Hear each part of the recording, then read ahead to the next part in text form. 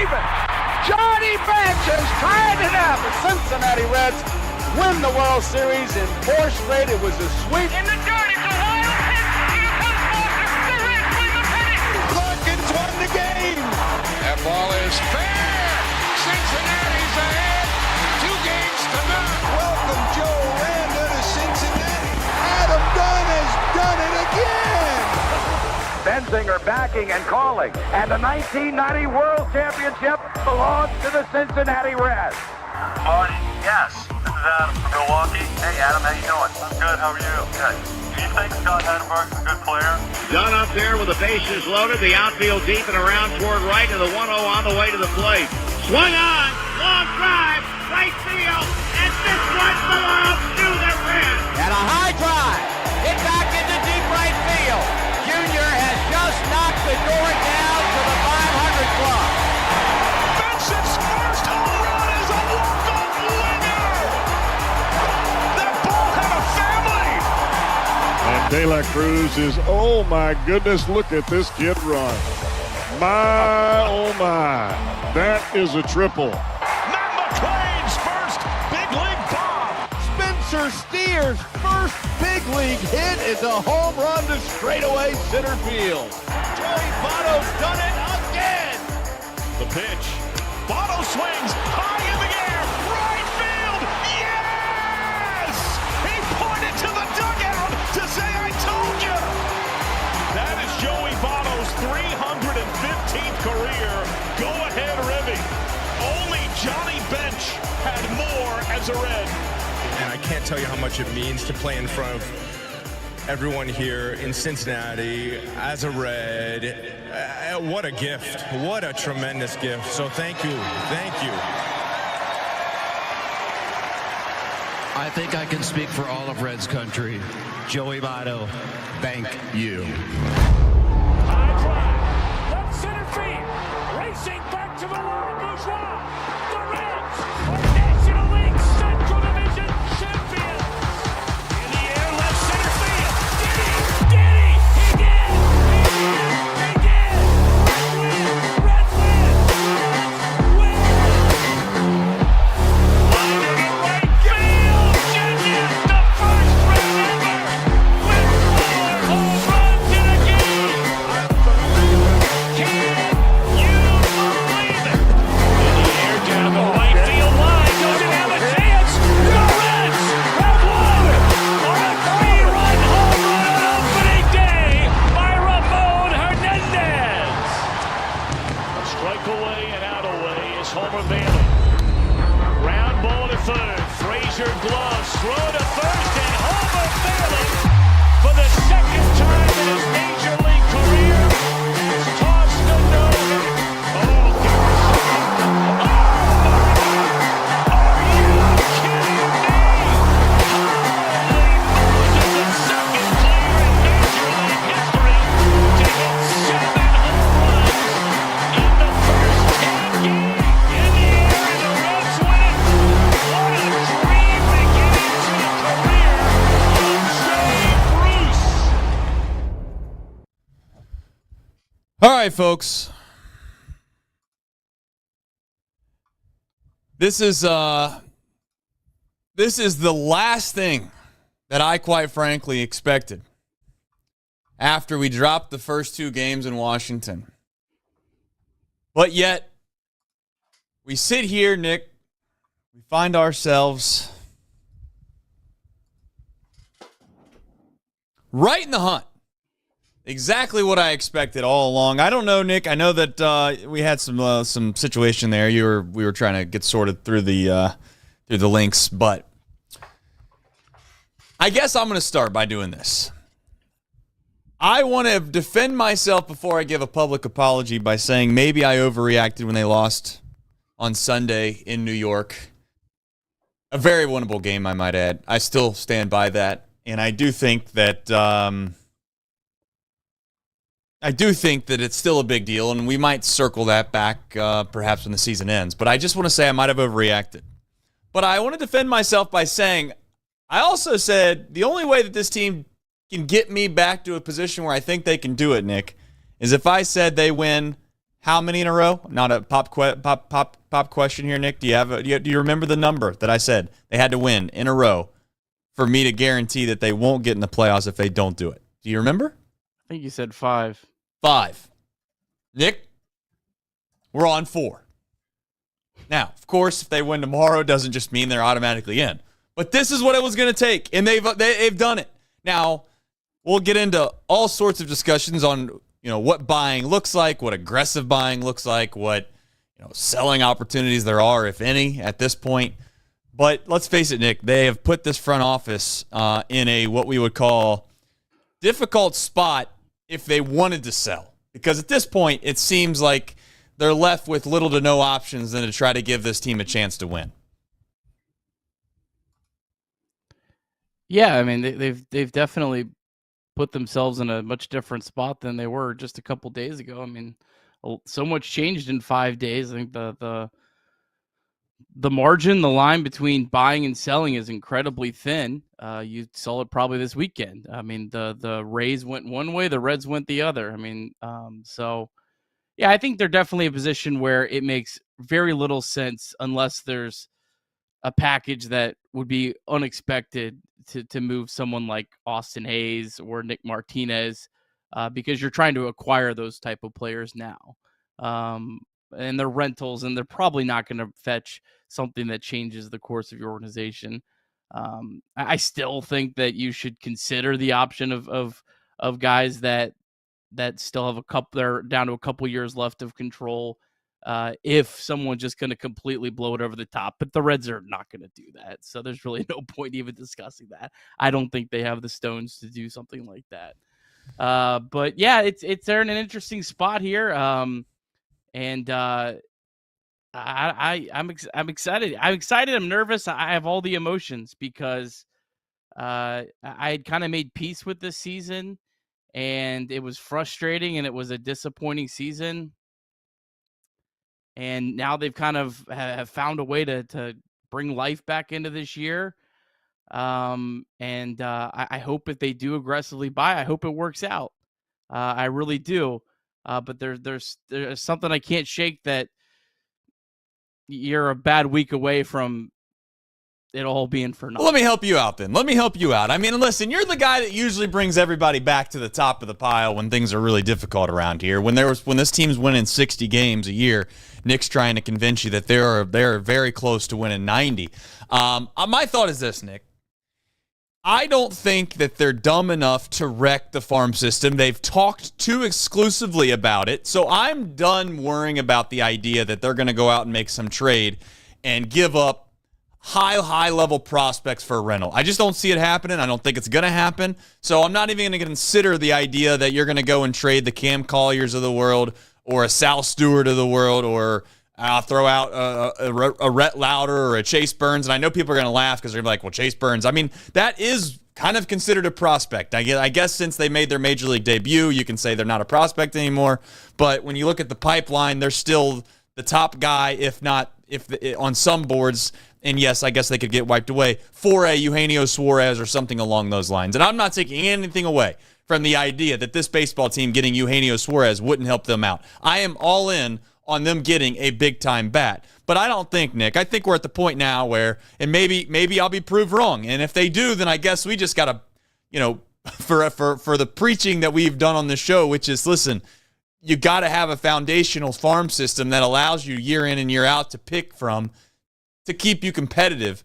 I just don't see, I guess I would also say this, Nick, like, this, you're going to have to bear with me for a minute. This organization is cooked if the people in the front office can't trade away a prospect or two or a high-level prospect or two and be able to be good enough either from a scouting perspective or from a fleecing perspective of going out and making trades to replenishing that to a certain extent. Of course, there's always the chance, Nick, yes, that you trade away some, perennial all-star player, or I'll even go so far to say, to use the extreme, a Hall of Fame type player. It's always a risk, yes. But I also think that they're just not going to trade away guys that we would say are guys that are on the precipice of being cornerstones of this franchise. The Cam Colliers, the Sal Stewarts. I don't know if we're going to consider the Chase Pettys of the world still this and that, but point is that, Arroyo was a guy, 2 years ago that we would have said, was not a foundational piece, but an important piece.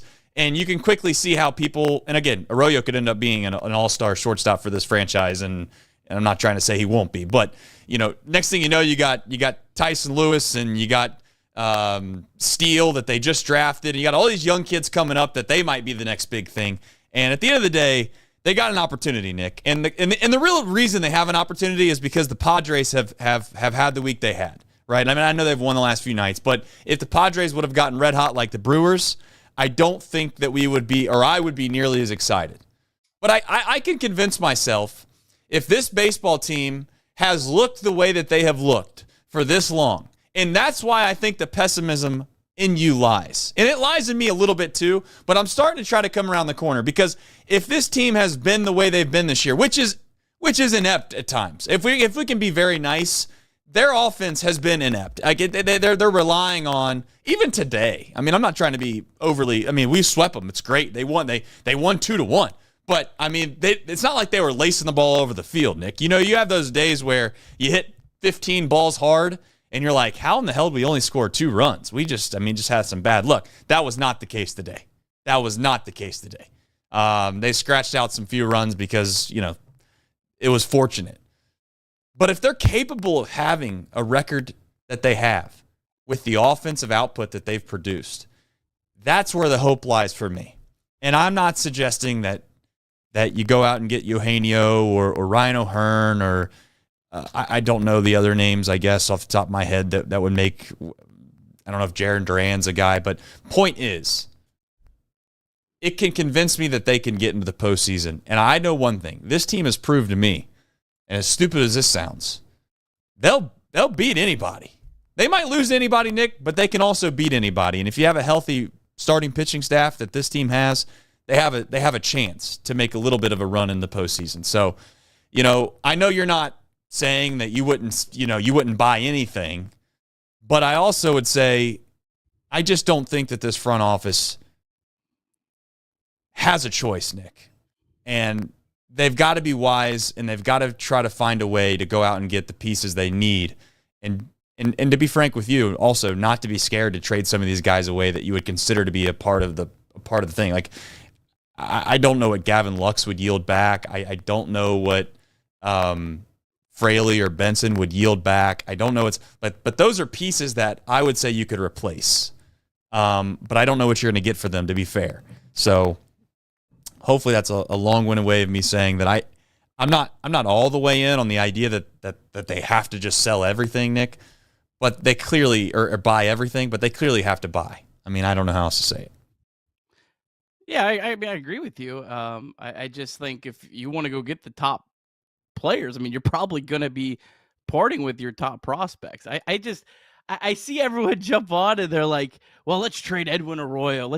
Everyone goes to the top prospect list and they see who's not playing well. Let's trade that guy for a good player back in return. That's not really how it works. So, and for me, I'm not really super excited about trading prospects that values low. I'd almost rather, them go all in sort of and trade guys like Sal Stewart or Hector Rodriguez if you're really, going to go in and try to find players, maybe even players with multiple years of control. I'm just not as excited about just trading guys when their value are a little bit lower. So I don't know. It'll be an interesting week. There's just so much has happened this week that it's kind of hard to I don't know. It's kind of hard to keep up with. Well, I think what's happened is that they have, in a way, Nick, I think that you're having a hard time believing that this baseball team's good enough to get to the postseason. I think generally is the way you feel. Maybe I'm wrong in saying this, but you can speak for yourself. But I think they have a 25% chance of making the playoffs, like the playoff pods say. So, that's how I view it. I don't know. Yeah, they could make it. I'd be excited as hell if they did. Well, I guess my question is like, what percentage would you give of one of these guys actually making such a large impact in the near future that you can't possibly give up on? And I guess that's the delta that we sit here and we fight. Like, I guess to a certain extent, I'm with you on the idea that you probably shouldn't sell low on a bunch of prospects that at one time were highly valued. But at the same time, you also, in my opinion, how much is Ryan O'Hearn going to cost? I guess that's the question I have. What does he cost? Because I don't think you need to go out and get 2 to 3 pieces to make this all a viable baseball team to make the postseason. I think you need a first baseman, and people are going to hate me for saying that, but I think Spencer Steer is an incredible utility player, and he can be that piece for this baseball team. But I need somebody that stands at first base that is going to hit with excessive power and also be a run producer. And that's just not been the case at first base. And I'm not trying to be overly pessimistic about it because I think people take it the wrong way and they think, oh, you're banging on Spencer Steer again. I'm not banging on him. I'm just saying he's not been good enough as a first baseman to make the postseason run that we need to make run. If he keeps hitting the way he has hit, that's it. And you can also throw in the DHs with that as well, if you'd like. I don't care if you want to say it's DH first base. They're both the same to me in regards to needing somebody at that position that we can rely on that's better than Austin Hayes, that's better than even perhaps even Elly De La Cruz, if you want to consider somebody even better than him. Someone, or let me say it, someone like that. It's going to require someone like that to add into the middle of the order to give this team a legitimate chance. That's all. And as far as the 25%, I would say this. Last thing I'll say. You were 9%. You were at 9% 3 or 4 or 5 days ago, Nick. They're at 25 now. I get it, hypothetically speaking. But, I mean, if they make another, they win another 3 or 4 games in a row, that jumps up. That could jump up to 50, 55, 60%. And I get, but I'm just saying, like, it's hard for me to sit here and be like, justify everything off of just the percentages that are very, very fluctuating. Yeah, it was 3.1% at one point. I really wish you would have come in and like followed the rundown and we could have talked about the series. So like I could be a little bit more excited and not have to like kind of put on my real hat. You really set me up for the chat just to hate me tonight. I don't think the chat's hating I you. had the rundown set up to talk about the series because I could be a little more excited about that. But then you come in, hey, what are you going to They hate everybody, Nick. They hate everybody. If you're reading the chat, that's a you problem. I got people in the chat right now telling me that Trace literally wants the perfect team. Yeah, I do. I mean, don't you want the perfect team? I mean, what the hell are we talking about? Do I think we're going to get the perfect team? No, but I want one. I mean, yeah. Do I want to sit here and think to myself that this baseball team's going to make the postseason when we have Santiago Espinal playing first base against right-handed pitching? I didn't want to go there tonight. We'll go to the rundown here in a minute. I'll go all over the rails tonight if you'd like me to. If you start reading the chat, you'll lose your ever-loving mind. So I would tell you, don't read the chat for the next 10 minutes. Well, let's do this. Let's stick to the rundown. You do the box score recap presented by yourself. I'm going to do the super chats. We're going to do the deep drive of the day, and we're going to talk about the Reds sweeping a baseball team, and then we can get into even more drama, okay? Even more drama. Stop reading the chat, Nick. Box score recap. Let's go. All right, Reds taking on the Rays. Reds looking off to finish their 5th sweep of 2025. Brady Singer against Shane Baz. Reds got off to a good start. TJ Friedl and Matt McClain led off with hard-hit singles. And then with 1 out, the Reds scored their first run on a slow dribbler hit 6 feet by Austin Hayes that Taylor Walls could not come up with. And Friedl came trucking around second to score. An RBI ground out from Gavin Lux made it 2-0. The Rays pitching from there on out was very good. Baz did not allow a run over 5 innings, and the Reds did not have a base runner in 3 innings against the Rays bullpen. But Brady Singer was absolutely brilliant. He allowed 3 hits, 1 walk, and struck out 8 batters over 7 in the 3rd innings. His only blemish on the day came in the final batter he faced when Taylor Walls just barely snuck a home run over the right field fence to make it a 2-1 game. But Tony Santillan retired both batters he faced, and then Emilio Pagan went 1-2-3 in the 9th for his 22nd save. The Rays did not have a runner in scoring position in the entire game. Reds sweep the Rays to get to a season-high 6 games above 500. Reds have won 4 straight, 10 of their last 14, and are 26-17 over their last 43 games. All right, we got a deep drive of the day, and it came off the bat of Christian Encarnacion-Strand. I was thinking of the bleeder in the infield that scored TJ Friedl, but I guess we're going to go down to AAA with the 108 mile an hour off the bat, 401 feet bomb. That was a 2-run home run. It's his fifth at AAA. Who's counting anyway down there? 4-1 Louisville. Congratulations to them.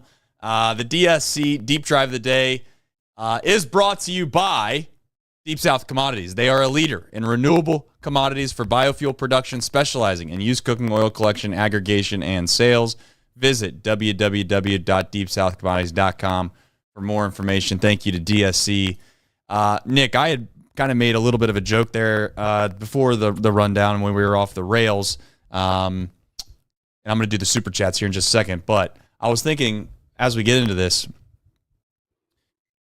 we do get on here from time to time, and we do talk about basically StatCast, and we talk about hard hit balls, and we talk about just the expected batting average, and how just a super unlucky day, and you just feel absolutely disgusted by the way things went. Today was one of those days where they manufactured some runs that, and to be fair, TJ Friedl hit a ball hard, Matt McClain hit a ball hard. They got on base, right? They did their job. I'm not downplaying that, but just the way that you get them in, and you score the 2 in the first inning, and that holds up is a you know what it is? It's the types of games they have to win, Nick, for them to get to a position where the analytics of the whole thing doesn't totally add up. You almost beat the run differential type of notion at the end of the year because you won some games you weren't supposed to win. Would you put that in this category or not? Yeah, yes and no. I mean, Brady Singer pitched his tail off. I mean, again, the Rays didn't have a runner in scoring position the whole game, so it's hard to say, like, you shouldn't have won that game. I mean, the 2 runs you got were fortunate. But yeah, I mean, you outpitched the Rays too in some ways. So, I mean, this was maybe this was more of one of those, I guess, 50-50 games that went the Reds' way than maybe like a game that you stole would maybe be how I would maybe view it. I don't know. Is that fair? No, I think it's perfectly fair because you're giving credit to the pitching side of the ball. I was just thinking more or less like you're just not supposed to win games where you have this kind of offensive output, and they found a way to win. And I guess that you continue to give credit towards the staff in general, but even Brady Singer has struggled at times this year, Nick. He has. So it's not like you expected, oh, that's Brady Singer. That's what you get with Brady Singer, He threw the ball unbelievably well. And to be honest, like, it was one of the few times this year where I thought to myself, like, man, the front office has to be jumping for joy in there for the move that they made to get him. And then now they're reaping the benefit of kind of, making that move. And I'm not suggesting for a single second that, at any point this year, I was questioning that move, right? But let's face it, India was a fan favorite. One in which I think at one time in this franchise history would have been a trade that they wouldn't have made because of just the optics of it. Maybe I'm wrong. I'm not trying to downplay, what they used to do versus what they do now. But it paid dividends today. And I guess that's what you want to give credit to. That's great. I'm just openly saying that they found a way to win a game where they just did not hit that many balls hard at all. And kudos for finding a way to do it. And really the bullpen, which we'll talk about here in a bit, unbelievable job as well. But the bigger picture, I guess, the bigger story, Nick, and I know we kind of spent a little bit of this before we got on the rundown, is that they swept. They found a way to win 3 in a row. And that's off the backs of winning the last one in Washington, which gives you 4 in a row. And next thing you know, you turn around and you find yourself looking at the last 10 games, Nick, and they have the same record as the team that won 10 in a row at one time in the Brewers. So, you could sit here and say, well, the Brewers are just red hot, man. Look how great they're playing. The Reds are, I'm not saying they're right there, but the Reds are playing some pretty damn good baseball right now. And it's kind of snuck up on you, I think, because you had the All-Star break that kind of broke it up a little bit. Then you came out, you won 2 big games against the Mets, but then it kind of got soured, if you want to call it that. I think it did. I know some people might say it, but it got soured a little bit because you had a winnable game to sweep the Mets coming right out of the break, and you were unfortunately not able to do it. And then you dropped the first 2 in Washington, so you felt absolutely disgusting about that. But the fact of the matter is they've bounced back, and that's one thing that me and you and nobody can take away from this damn baseball team. As much as we've been disgusted by them at times this year, they have done nothing but fight back every time they've had adversity. They have. And you got to give them credit for that. And at some point, I guess I'm at the point now, Nick, where I trust the front office enough to pick the right guy that they believe they can sell high on, that they don't internally believe on. And that is, I think, the most important thing a front office can do, is they know internally what they think they have. So if they believe that Arroyo's a guy, and I'm just going to hypothetically see Sal Stewart's playing over his head and they just don't think he's going to be able to keep that up, then yeah, a good organization would use that to their advantage and they would make that trade. I trust the front office until they prove me otherwise. And they're going to have to go out and make some additions to this team to get them in a spot where I think they can actually make the postseason.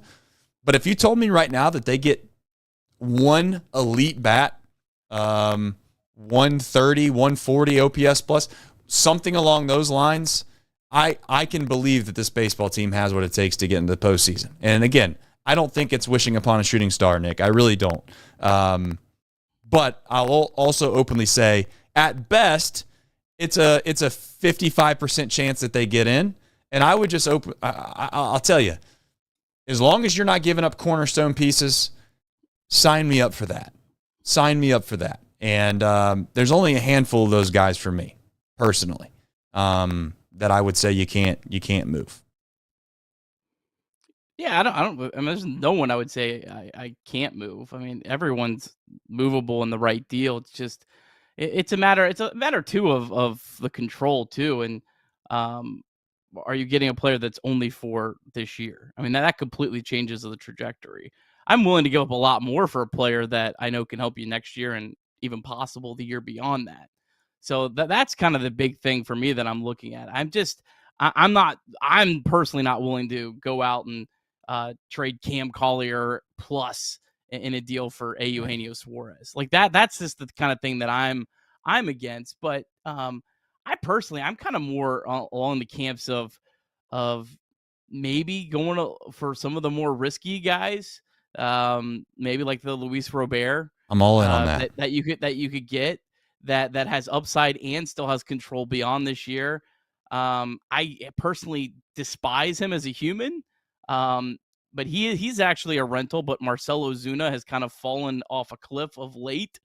But he's an actual bat that I think on paper is probably better of a hitter than Eugenio Suarez. And the question with Suarez is has he already kind of played his best baseball of the year? That's a concern for me. I don't know. I wish I would have had more time, today to kind of look through all the lists. There's one other guy that people would absolutely hate, and I think they'd like him if he didn't play 1 month in Cincinnati. I think, and they just looked at his stats. It's Harrison Bader. Harrison Bader would absolutely, I think, be a good right-handed fit as well. But again, it's all depending on what are you giving up, what are you giving away. You have to weigh every single factor, and I mean the Reds have to know their players better than the other team. And I mean, I guess I didn't say that right. The Reds need to be able to make an educated guess on their players better than the other teams, because it's a guess. It's a roll of the dice no matter what you do. It's a roll of the dice if you don't go hard on this year. That this is your best chance that you're going to have over the next 3 or 4 years. It's a roll of the dice if you trade this player or this player, and you just have to make your best educated guess, because it's a guess. It's a gamble no matter really what you do. It is always a gamble. You're gambling on a couple fronts if you decided to go one way or the other, right? If you decide not to go out and get the big bat, you're gambling on the idea that there might be a run in the sun here that you never seen imaginable. That, you've watched sports long enough. If we've all watched sports, at some point you've been absolutely shocked that something happened and you just could have never seen that coming. This baseball team can get hot. They could make the postseason. They have the starting pitching to do some crazy stuff when they get into the postseason, and they have some guys that are fluky enough players that can get hot at the right time too. And you go off and you do something that the Arizona Diamondbacks did just a few years ago. If you would have polled the diehard fans of the Arizona Diamondbacks just a couple years ago about what they were capable of doing, and you told them that at one point in the middle of their year that they were going to get to the World Series, they would have laughed at you. Now, am I suggesting that this team is one bat away from getting to the World Series? I'm not, but I also would say like that's the other side of this that you're risking. Is that if you decide, you know what, we don't really want to do anything, you're one game out, and you could cut it however way you wish. I would just, again, try to stay on the optimistic side of this thing by saying, I don't think this team has played their best baseball yet. I really don't. I know that they've had spurts where they've played good, but I don't think that they have fired on all cylinders yet. I really think that that's possible to get to another level. The $1 million question is what do these guys cost? And what actual value are you getting in return to help this baseball team get over the proverbial hump? You have Jake Fraley, right? And you also have Will Benson in the outfield. Currently, those guys are, as we've said before, doing the same role. It seems like Will Benson's the outside looking in. I don't know what he's done to make it to where he doesn't get it, maybe the same opportunities that other guys have done, but that ship has sailed. We're not going to talk about it. But I would suggest that they trade him, because if I was another franchise and I had a couple maybe one or two bullpen arms that maybe the Reds were interested in, and that's all they were asking for Will Benson, boy, you could sign me up for that deal yesterday, because Will Benson to me is an awesome wild card, a guy that showcased that he can do it at the major league level, but he's just not gotten a lot of what I would call fair opportunities. So I think that can yield back some help. I do, Nick. What Jake Fraley would yield back, I'm not totally sure, but I would put them up side by side, and whichever franchise valued one more than the other, and they were willing to give me what I deemed as more valuable than the other, then I would ship either one of those guys out. You need to obviously replace, in my opinion, Connor Joe at some point, whether that's internally with guys you already have down at AAA, or if you go out and you find somebody that can fill that role, great. But it just feels like, to me, Nick, I'm not saying you don't get this opportunity all that often, right? Because the way that Major League Baseball's playoff system is, if you have a decent team, Nick, you're going to be probably in this spot or better more times than not. But I just have it's just like this weird psychological battle that I'm having, which is at some point you want the young core, the Matt McClains, the Elly De La Cruz, the Noelvi Martes of the world, and so forth. I don't mean to miss out on the guys like Hunter Green or Andrew Abbott or whoever else you want to throw in there. At some point, we need to get them to a spot where they feel like the franchise is basically all in on trying to make sure that they can win. And also get some postseason experience, as stupid as that sounds. I mean, I don't want to get to a spot, Nick, where we win.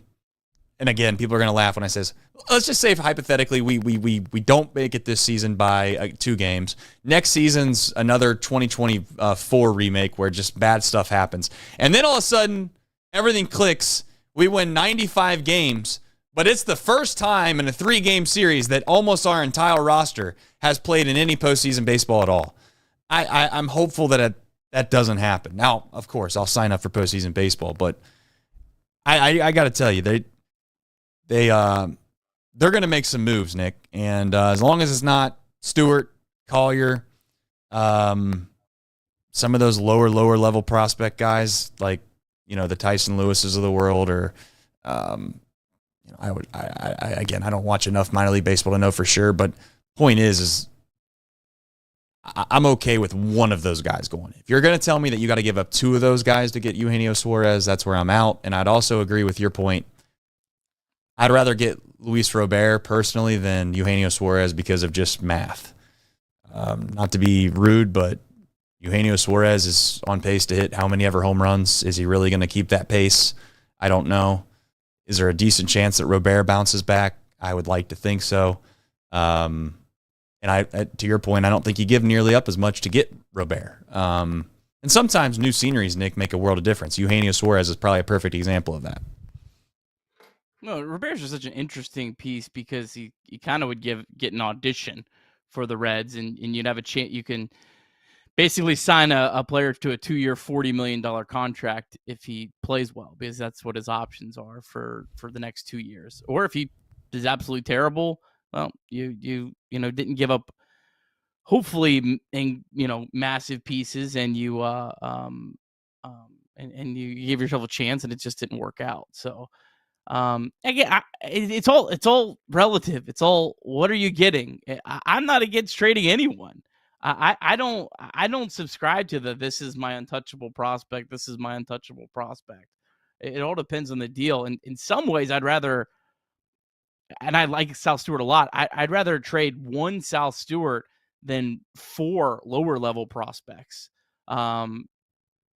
Depending on who it is, just because that's 4 different lottery tickets as opposed to Sal Stewart being one. And everything about Sal Stewart right now looks great. He looks like he could potentially help this team really quick. But there's no guarantee in him, just like there's no guarantee with the guys in the in the lower levels either. But the big thing that I don't think anyone's talking about is a lot of the Reds' hopes is what happens to the Padres. Because the Padres, what are they? They are a team that has a lot of stars, that's kind of underperformed, that there is no real hints as to which way they're going at the trade deadline. There was reports that they could be trading Dylan Cease. But the Padres have also been a team that's, hour before the trade deadline's ending, comes in and swoops up and makes some big deal. So that's the big wild card here is the sad reality is, with a tough schedule, the Reds could play really, really well. But if the Padres play well too, I mean, you're not going to beat them. So it's a tough spot. It's a tough spot. I get it. I mean, like, everyone just wants to go for it. I just hope if it doesn't work out that people just have that same energy of, well, we went for it. Let's support the team in 2026. I would say, and I get the fundamental idea of that, Nick. I just have a hard time believing that if you're a legitimate, solid front office, and that's what it takes in order for you to be relevant as a small market team anyways, like, you gotta be, I guess a terrible example would be like,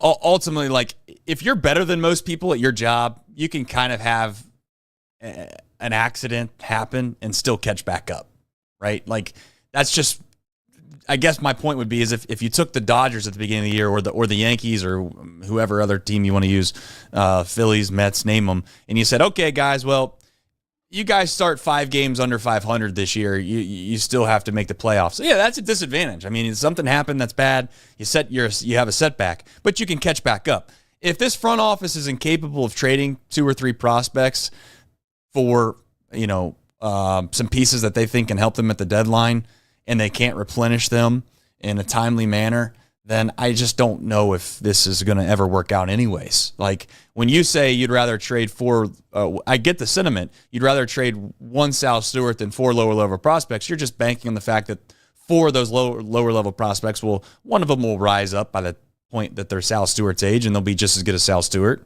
if not more than one. That's the fundamental idea of that. I would say that more than likely, Sal Stewart's a guy that you're going to basically he could be on your big league roster this year. He might be on your big league roster next year. With the way the CBA is going to go, I'd rather prioritize the guys that I think can help me in the next 2 to 3 years than to prioritize guys that you think are going to be ready in 2029, 2030. And again, the only reason I say that is largely because I do think that there will be a different outlook to Major League Baseball by that point than there is right now. And now that's me guessing and making a bunch of hypotheticals, but I'm here to tell you, if they trade Sal Stewart, I'm going to be pretty pissed about it, because the guy's showcased that he's been pretty damn good every single level he's been here, and it's not like he was a pipe dream pick either, Nick. Like, Sal Stewart wasn't like a 15th round pick that, oh my God, I can't believe it. Like Jacob Hurtubise. No disrespect to Jacob Hurtubise, but he's not Jacob Hurtubise, He's just a prospect, though. I mean, he's just a prospect. I just don't get the trade prospects for always trade prospects and then picking and choosing which ones you'll be able to trade. I don't get that sentiment. Well, at some point you have to have Major League Baseball players that wind up getting you to a spot where you feel like you can get into the postseason.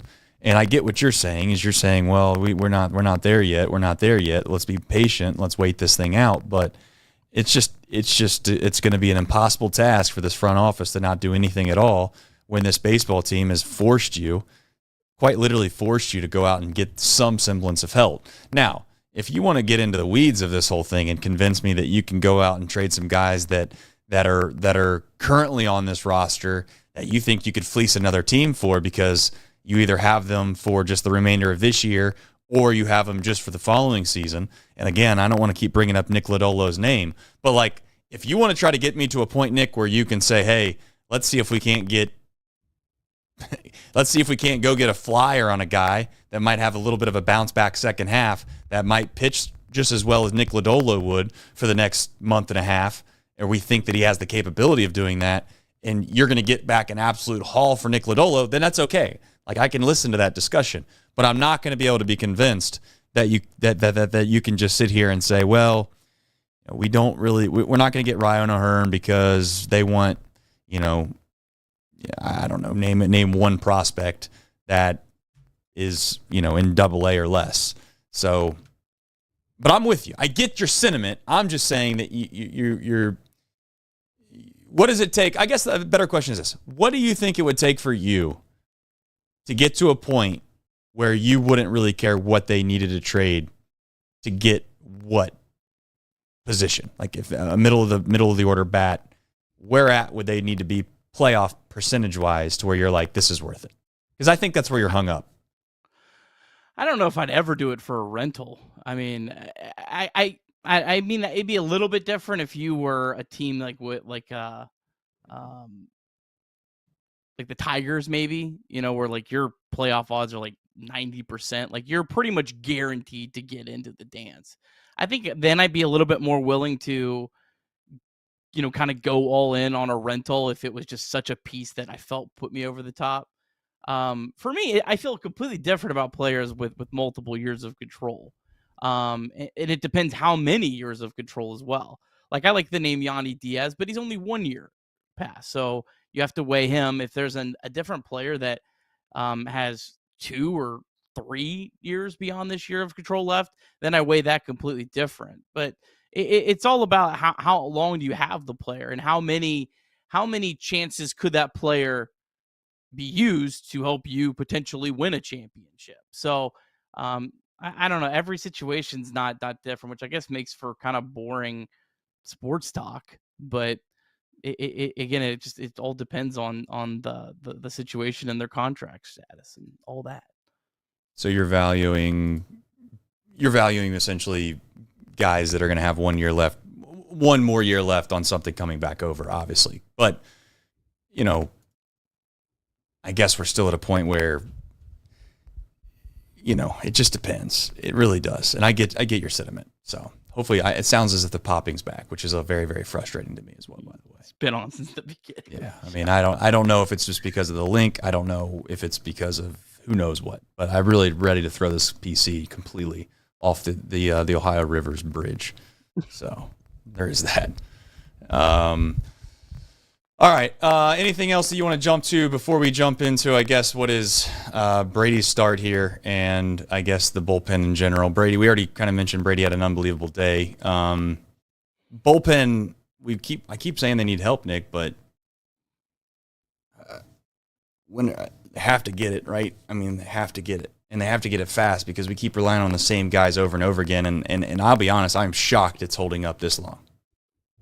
Emilio Pagan's been incredible. I think he has a 0.99 ERA last, 19 games going back to June 1st. He's just been incredible. And he's only allowed 2 runs since June 1st, and both of them were solo home runs. So literally, he has not put a runner on base, and they've come around to score. So he's been unbelievable. Santillan just continues to get the job done. Singer, what a big performance for 2 reasons. Well, I mean, obviously just winning the game. So I guess there's 3. Obviously the bullpen that you really just were in a spot where you couldn't go 4 or 5 relievers today going into this series against the Dodgers. But you also now feel comfortable that tomorrow with Chase Burns on the mound, if it's you're winning 1-0, let's just say going into the 5th inning, and Burns, you're feeling like he's kind of, there's seen him with Burns. There's been multiple starts this year where he's been dominant the first couple of times through the order, and then that third time through, it's just they seeing him better, and it's gone away quickly. You now actually have a chance tomorrow to maybe go for it in game 1, and I kind of feel like in a series against the Dodgers, you have to go for it in the first game that you really have a chance, because you don't know. I mean, if the Dodgers play to their capability, that might be your only shot to really get a win. So the fact that Singer just allowed, Santillan to be used for 2 batters and Pagan's going to be unavailable. But even with Pagan unavailable and everyone else at your disposal, I think you still could maybe pull Burns after 4 innings in the right scenario. And so that's I think just huge for the Reds. So hopefully keep this thing rolling. I mean, the longer you can keep this thing rolling, the more, I don't know. I mean, the more you can really believe in this thing. So, we'll see. And then it's a huge week because the Padres play the Mets right tomorrow. I mean, I don't think the Reds can catch the Mets, or it's a really slim chance, but if there's actually a scenario where if the Padres were to sweep the Mets, you don't completely, you're not screwed if you win 1 of 3 or whatever, because they are at least playing a team in front. So, or if you sweep, you actually have a chance to gain a significant amount of ground. Yeah, no, I felt like that's why today's game, oddly enough, I guess it's just always the perspective of how you look at it, is I felt like today's game was so big because it was a toss-up game. Like, not to get into the betting odds of the game or anything like that, but it literally was an even matchup. Yeah. If you were to find a way to win, which they did, you win 1 game against the Dodgers, and if you were to drop today's game and you win the series against the Dodgers, it's the exact same thing. It's the exact same scenario. And it's just odd how you would feel significantly different if you only take 1 game against the Dodgers and you drop today's game versus winning today's game and only taking 1 game for the Dodgers. It feels like you're kind of still in a good spot. That said, the Padres, I was gonna say, weren't playing well because I mean they really weren't at one point this past week. I think they were, whatever they were. Let's see here, 1, 2, 3, 4. They had lost 4 games in a row. They were playing the Marlins and the Cardinals. That said, they got to play the Mets, and then they got to turn around, and then they play the Cardinals again. And like it or not, those 2 teams are right. Like the Cardinals, I know we haven't even brought their name up, Nick, but I would assume they're going to be sellers. Point is, though, is if the Cardinals were to get really hot for a week, they stupid as it sounds, they'd be right there too. Which I think goes towards one of the sentiment that you keep making, which is like, hey, there's a lot of teams around us here. But then they go and they have to play the Giants and the Dodgers, and they play the Giants again, they play the Dodgers again. Like, if you look at the Padres schedule in the month of August, it's not an easy slate. It's just not. The Reds have a chance to really gain some ground. Now, don't want you to look at September schedule for the Padres, but hopefully if we get to a point in September and the Padres are, call it 2 or 3 games behind the Reds, we can hold on and find a way to win. So, but just food for thought. Yeah, the worst thing about the they still have 10 games left against the Rockies and White Sox. They do, and they're all in the month of September. They're all in the month of September, and I get it. That month sucks, but you know what we do have, Nick? Can I give you something to hang your hat on? We play them that same time frame. Yeah. So well, that can make up for those 10 games. I mean, exactly. If you sweep them, it makes up for it. Yeah, I mean, exactly. It gives them a chance. Like, they're not going to be. They're not going to be in a spot where they're like, oh my God, they play these teams 10 times in the next 2 weeks. They got 3 games against them. Now, if we're being completely honest, if they don't win that series, it can get very, very bad fast. But they have a chance. They could sweep them, like you said, and they make up 2 weeks worth of the Padres just going to Pound Town on the Rockies and the White Sox. So I don't know. It's a weird game. And I know we can get, there's certain people, and they're not wrong, and you are very much of those people. You can get caught up in these percentages and be like, well, we only got a 25% chance, this, that, and the other. It's like, that's not why any of us fell in love with sports, man. It's just not. Like, we watch sports because there's always the opportunity of something happening that you never could seem evenly remotely possible. And all I'm saying to the folks that are going to point towards that percentage all the time is what you just said. Like, it was at 3% at one time. I remember watching the poor, what is it, the Las Vegas Chargers, or not the Las Vegas, but the LA Chargers, or whatever they are now, but San Diego in my mind. I mean, shit, they played in the playoff game 2 seasons ago. They had a 1% chance of winning or losing that game. 1% chance of losing, and they lost it. So it's just, anything can happen. I'd like to see the Reds put some type of effort into making this whole thing go, but I'm not going to be completely upset if it's only one player, because I don't think they need a lot, Nick. Like, as stupid as this sounds, people are going to get mad about this too. CES coming up for Connor Joe, or and again, Hines coming up for Connor Joe, and those guys getting, hot for a week, that could be just as valuable as going out and getting some major piece. I know that's not what everybody wants to hear, but it's somewhat true. So, I don't know. Yeah, I mean, I definitely want to see them trying this week to make some deals. I would rather just look at like a guy like Robert or Bader or another one of those kind of outfielders, and then a couple relievers, and not the premium relievers either. Kind of that next tier. Scott Barlow. Yeah, I mean, give me 2 more Scott Barlows, basically. Yeah, I mean that's kind of what I would kind of be about for the deadline. But it'll be interesting. And the thing is just when does kind of the action start? Is it holding up on Suarez? If Suarez gets traded at 11 o'clock tonight, does then all of a sudden the trade deadline really start going fast and furious here on Monday and Tuesday? Or is it, the Diamondbacks going to hold him till the last day and then it'll be busy on the last day? You don't really know, because every deadline is kind of its own entity. So it'll be kind of fascinating to see kind of when it starts moving. It's moved a little bit, but there hasn't been a whole lot of big deals yet.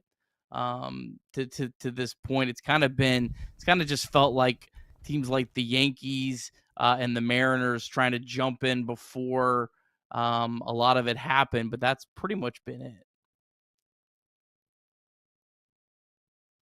Craig's trying to get me in trouble in the chat, and that means it's time to move on here to our ad reads along with the super chats that we have yet to get to, and that's my apology. So I'm going to get to the super chats right now. I also apologize for the popping sound. At some point I'll figure this out. I don't know when, but I thought we had it figured out, and apparently we didn't. So 988, as always, you can text and or call anonymously. It's a 24/7 hotline. It's okay to not be okay. And you can also visit mantherapy.org, mantherapy.org, to get help if you are in a spot where you feel like you may need it, or a loved one that may need it. Life is better with you in it, folks, and we do appreciate you in the chat right now. Like the stream if you haven't already. Let's start by that. Like the stream if you haven't already, and also we're going to do some super chats, so thank you for supporting this show. All right, folks, I have the chat summary right now in front of me, basically blocking half of these super chats, and it says they're discussing baseball players and potential trades. So I guess it's got it somewhat right. And Quote of the Great says, sweep Amaretto, Sours. That's over my head. I read that before the show, Nick. I don't even know what that means. Do you know what that means? I'm sorry, what was it? Sweep Amaretto, Sours. I don't know. I'm sure that people are going to make fun of me because I'm not very cultured, and I apologize for that. Jacob Doyle says, sweep Jordan Earhart with the broomstick. That's why this team is where they're at, right? I genuinely speaking, is literally sweeping and not being swept. Yeah. That's how they've made it. Like, I keep wondering, I keep asking myself, like, am I just taking crazy pills, or does this team, like, this team's, 6 games over 500? How did we get here? Because there's times where I watch this team and I'm thinking, this team's like basically the same team as they were last year. But no. because they're resilient and they find a way to sweep teams and they don't get swept. They have won some big getaway days. Reds, batter. Says, sell, have to get something for these expiring contracts. Sell with a bunch of money backs. Yeah, listen, this is going to be a great debate. It's going to be a great debate. And I'm going to tell you right now, it is not, there's not a right answer. It's going to be very much like much of the political spectrum that we currently find ourselves in. There's no easy solution to any of this. That's why everyone argues about it. So that's what's going to happen over the next week is the Reds should do this, Reds shouldn't do that. The truth is going to lie right between the middle of all of it, I'm sure. Joe Lanza says, I don't want to hear another word about trading Lodolo. Especially Dolo. Or anyone else who is part of the core. This team is one game out. And the Chatterbox universe has spent a week selling. Go for it. Joe's tired of it. Can I say something about Lodolo? How many starts are the Reds going to get out of Nick Lodolo in September? I don't know. I mean, I go ahead. I'm asking. It's a rhetorical question that I'm asking because he's currently at a career high, tied for a career high in games started, and it's July 27th right now. How many games are you actually going to get out of him? And I'm not even saying that necessarily as a reason to trade him or not. I'm just kind of saying that as a reason for looking at where the Reds are at with their pitching and all of that as well too. So that's a whole that to me is if you're kind of in this camp that buying at all costs, why I don't think you can trade Nick Martinez because you don't know how deep Lodolo is going to be a pitch into the season. Abbott, I feel a little better about.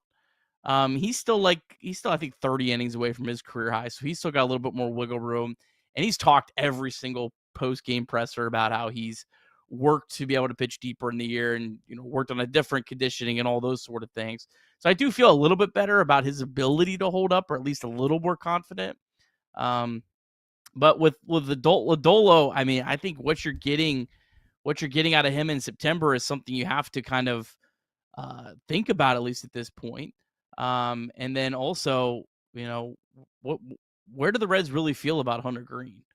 That's a good point. That's the whole season and the whole getting into the playoffs and making some noise and having that Arizona Diamondbacks type run hinges on Hunter Green. In my opinion, I don't think you're going to do anything without Hunter Green. Am I wrong? I wouldn't say that you wouldn't do anything without him because it's just one. It's a big deal. I'm not here to say it wouldn't be a big deal, but it is just one guy, one place. If you're playing in a 3-game series, and let's just say hypothetically speaking, your offense goes out and scores 9 runs that game, and you win 9-4 instead of maybe Hunter Green would have thrown a one-hit shutout, and you would have won 9-0. Hypothetically speaking, it's the same outcome. But to your point. Yeah, I mean, if anyone's going to try to defend the idea that not having Hunter Green back is not a big deal, is probably lying, or they're not very wise when it comes to this baseball team. That said, Nick, the in-state Wolfpack in 1982 and 1983, their fan base at some point was probably thinking, you know what, like this run's got to end. Like, there's just no way this keeps going. I can't imagine it keep going, but it did, Nick. It just kept going despite the odds. Despite the odds, the StatCast, the Zips, all of that back then didn't have nothing on the Wolfpack. It was wrong, and wrong again. So you never know. Maybe Nick Lodolo, he just goes out there and throws for 225 innings from now until the end of the World Series, and we all marvel at just how great of a year he had. But I do understand the sentiment you're trying to make. Just trying to keep it light. Donnie Miller, moving on. ATOBTTR, singer. Went from open mic to main stage, and the Rays couldn't handle the volume. This is a good super chat. LA, you're next on the set list. I'm telling you right now, the fan base is fired up. We're out here talking. We're talking kid show, but we're talking smoke to the defending champs and the Dodgers. Nick, ETA for Sal Stew. Good question. I don't know. Depends on what they do at the trade deadline. All right, here we go. I'm saying, like, you're right. You acquire AU and Suarez, his timelines probably push back quite a little bit. I don't know. I mean, I don't see any reason why they wouldn't be aggressive with him. Yeah. I guess Buster Olney just said that Yandy Diaz is a perfect fit for a team like the Reds. So, yeah, I like him a lot. Really great Rays follow that I've followed for a long time. He's a really smart guy. I said, what would it take for Yandy Diaz? His response was Sal Stewart. Like, oh, well, that's the thing. I don't. I'm kind of done. I just think you have to understand. Like, every team is going to be asking for Sal Stewart. That's where they're going to start every conversation right now. That's fine. We can, and in my opinion, we just move on then, I guess, because I'm not doing that. Not doing that. Like, I guess then I become a prospect hugger. I don't know, but at the same time, like, you got a guy that's literally on the precipice of making this club. He's looked unbelievable at every level. He's not really had any setbacks, in my opinion. You took him with what was like basically a comp pick, right? So I mean, he basically was a first round pick, if I remember right. Yeah, you got him because Nick Castellanos walked. Yeah, I mean, I'd have to see every offer, but if you're telling me that a rental player is going to cost me Sal Stewart and that's it, then whatever, man. Keep it moving. I have a hard I don't know. I have a hard time believing that's the only thing that you could get for rentals, but I don't know. I'm not in the room, especially when Nick Krall, 2 years ago, was saying people were asking for Matt McLain when he was basically the starting second baseman on the team that was trying to make the postseason. That made no sense to me, but I'm not going to call Nick Krall a liar, so I'm guessing that's what they asked for. Tyler Hawkins. Joe Lanza, he's going to get on your case a little bit here. And you know what? I'll take the blame for this a little bit because I just came in the show. Didn't even really do a mic check because I wanted to make sure we started on time, but I didn't realize Nick had the wrong link. Anyways, better communication on our end. Nick says he sounds like he's at a funeral, like he's disappointed that they're winning. Come on, man. Get into it. Can I defend you for half a second? Sure. Please. And not that you need to defend. The issue lies is that when you follow this franchise on a day-to-day basis and as closely as Nick does, not that you fall in love with some of these guys, but you maybe intrinsically know the capabilities or the value that maybe you've placed upon them because you've invested energy into them, prospect after prospect after prospect, and you've watched them get to a certain level. And then you're basically saying, okay, what do we get in return for it? You're going to get a rental for the next 2 months for a baseball team that's got, statistically, of course, I put that in quotes because I don't believe in it wholeheartedly, a 25% chance to get in the postseason, and we're just going to give up these guys that have a chance to genuinely help us in a couple of years. That's the delta that we fight. So yeah, Nick can defend himself, but I think it's fair to at least say that you can understand why you would be in a spot where you're hesitant to do these things. Yeah. Is that fair? All right. I didn't know. I'm not against trades. I just don't like I'm not going to come in here and be the general. You must buy at all costs because I don't know what the offers are. I don't know. So yes, should the Reds be adding pieces? 100%. I completely agree with that. But you just said, I'm not trading Sal Stewart. What if that's it? What if that is like to get any of these pieces, it is Sal Stewart or bust? I don't think that would be the case. I don't think that would be the case, to be fair. But I'd openly say, like, then I guess you'd have to have an internal decision on what your flexibility is from an off-season perspective on going out and making,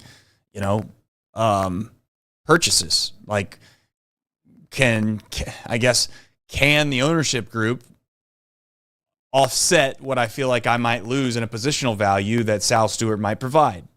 And then I'd be willing to trade. And that's the real damned if you do, damned if you don't as a small market, because, that is your currency. That is mostly what you would consider your value, is what you have internally that you can bring up and help your club win, because you can't go out and buy anybody because the markets have gotten too high and you don't have the ability to go out and sign, an elite level player that can get you to a spot where you feel like you can genuinely win. You can't go out and get Elly De La Cruz on the market. Just not going to happen, right? Like, hopefully Noelvi Marte keeps progressing, but you can't go out and get Noelvi Marte, Noelvi, right? I don't want to mispronounce his name and get hate mail, but you can't go out and get him out on the market. So that's what you're arguing, Nick, and I get it. Let me say it. I get it totally.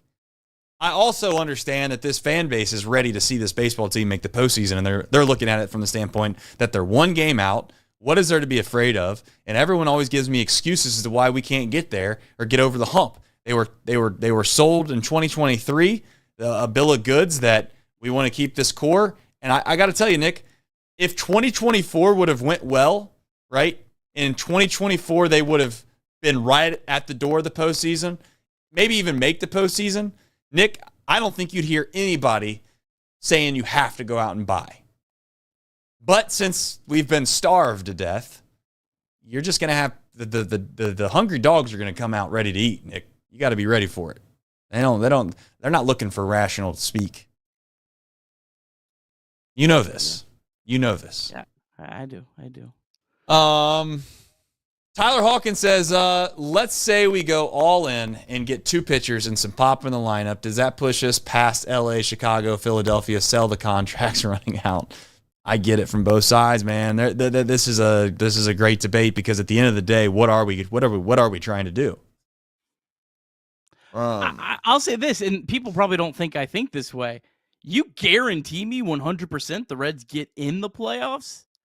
I'm a lot more willing to go aggressive, but you have to get in there. That's the thing. Yeah, I completely 100% understand. Like, you get into the playoffs, anything can happen, especially if you have Hunter Green. That to me is the biggest key to this whole thing, is having Hunter Green and having Hunter Green healthy and ready to go. But you get in, yeah. I mean, I'll give up a lot, but you have to get in. That's the other thing.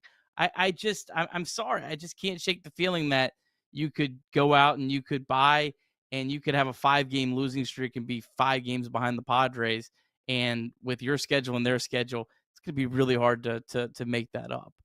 Now, this team's put themselves in a position to where you can actually play bad for a week and overcome it, which is it's a huge difference being 1 game back versus like 4 games back, because you do at least have a chance to overcome a bad stretch. But it can't be too bad, and the Padres play well at the same time. And nobody knows these answers. I mean, they just don't. Nobody knows these answers. And one side of the argument, Nick's going to be that, well, if you don't go get some help, then you're going to sit back and be like, well, look, they lost 5 games in a row, and they're going to turn around and say, well, you probably wouldn't have lost 5 games in a row if you went out and got the help that I was telling you to go get. I mean, there's no way to be right. There's no way to be totally wrong on this thing, right? If you make the trades that's supposed to guarantee you to get to the postseason, and you don't get to the postseason, well, then you got to ask yourself what you gave up to get those guys, and then guess what you have to do? You got to kind of wait around to see if you got burnt really bad on that deal, because you don't really know. Like, you could trade a couple lower level prospects, and you don't even know that you got fleeced until 3 years later, because that prospect is, and then hypothetically speaking, you could turn that back on its head, and I could be like, well, the Reds weren't going to develop them the same way that the Mariners were going to, or the Rays were going to. If Tyson Lewis was in the Reds organization, he would have never been the player he was in the Rays. Or, you could play this song and dance however which way you want, but the truth of the matter is that if this front office is as good as we hope they are, I would say they can find a way to be creative and get something, unlike the last time when they quite literally did nothing. They have enough pieces, in my opinion, to do it. And as goofy as it sounds, what? And I know the Steele kid, right? And you just got him, but like, what does that yield? You would like to think that would. And again, he could end up being the next Derek Jeter or Alex Rodriguez. I don't know. I'm not trying to downplay his relevancy, but again,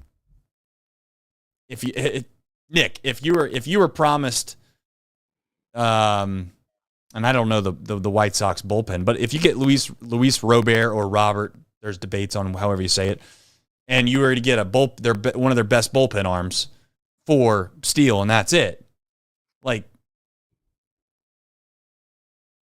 are you making that deal? No, that's insanity. All right, that's what I'm saying. Like, you're going to have debates though on whether or not you should do that, because you're basically saying it's insanity, and that kid might not even make the big leagues. Now, of course, you just take him with your first round pick, but he's 17 years old. I mean, that's what I'm saying. There's two fundamental practices that some people are going to not value that at all. Some people are going to say you're crazy because Luis Robert at one point was one of the better outfielders in all of baseball, and you're going to get a bullpen help for a guy that's 17 years old when you're trying to make the postseason.